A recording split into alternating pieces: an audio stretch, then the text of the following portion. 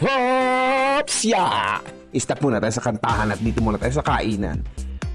Ayan, yung boss ko, peace out. Peace, yo! But anyway, andito nga po kami ng boss ko, no? Nag-blow out siya kasi ang ganda ng benta namin yung araw. Pakindad-kindad pa siya, nakikita niyo. Nag-blow out siya, sabi ko, ang galing mo na ngayon, nag-blow out ka na. Lupit mo, boy! Pero syempre English yun. At ito, sinortcut ko lang. Ito yung nakita niyo yung post ko. Na lupit-lupit ng laki-laking tao.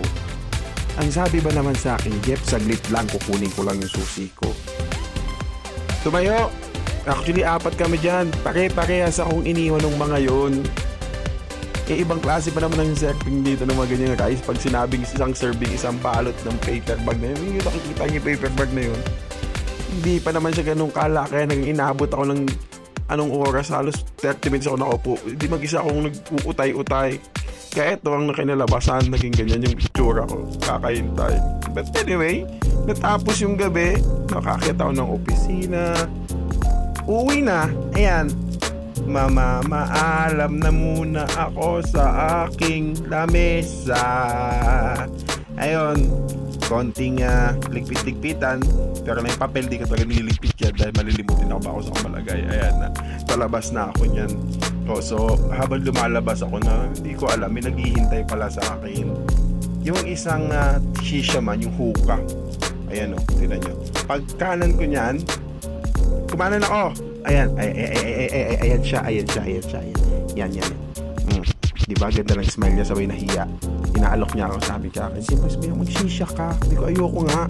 Seryosin nila, sabi ko, ayoko din. Pero no choice. Wala akong magawa. Kapipil ka, madali pa naman ako pilitin. Joke lang, medyo mahirap. Ayun, pinagbigyan ko siya, pagbaba kami ng hagdan, pero hindi siya tumitigil sa pagkwento.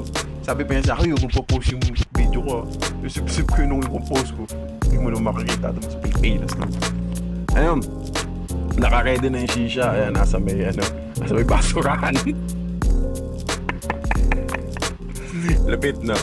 Pero okay lang naman hindi naman yung basurahan na hindi naman siya ganun ka. At ayan yung team namin ng mga hookah man. Kaya shisha man. Tinatanong ko nga baka may ganja doon sa loob baka may marijuana sa loob to, loko-loko kayo. Hindi, joke. Walang marijuana dyan. Nako, kung may marijuana dyan, edi lahat kami matatanggal. May kasama pang kulong. No. And of course, ganun lang kasi yung video natin, no? Tapos, dahil sa ulo tayo na tagsimula, sa paa tayo matapos. See you next vlog!